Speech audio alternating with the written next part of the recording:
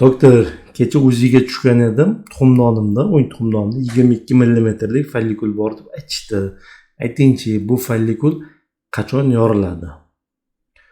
Odatda follikul yetilgan follikulni, masalan, 20 millimetr bilan 30 millimetr orasidagi follikul aytiladi va shu o'lchamlarda yorilishi mumkin. Yorilsa, tuxum hujayra chiqsa, bu urug'lanadigan bo'lsa, bundan homila bo'lishi mumkin.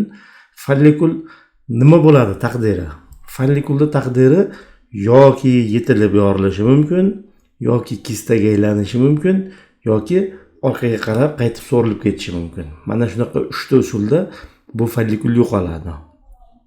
Yorilmasdan kistaga aylanadigan bo'lsa follikulyar kista yoki persistentlangan follikul bo'ladi, ya'ni orqaga qarab qaytadigan bo'lsa yoki yetilib yorilishi mumkin. Shuning uchun ham oldindan nima bo'ladi buni aytib bo'lmaydi. Bu follikul aniq mana bu chisloda yoriladi yoki mana bu paytda yoriladi yoki kistaga aylanadi, buni oldindan aytib bo'lmaydi. Mana shu 3 ta holatdan bittasi bo'lishi mumkin. Shuning uchun ham doim bunaqa savolga bilmayman deb javob beraman. Sababi bu kelajakda nima bo'ladi, buni oldindan aytib bo'lmaydi. Endi normada follikul bir kunda 2 mm o'sadi. Mana shu narsani ayta olaman.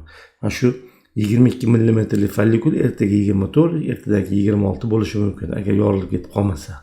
Normada faqatgina shunaqa o'zgarish bo'ladi. Shuni ayta olaman. Qachon yorilishini oldindan aytib bo'lmaydi buni.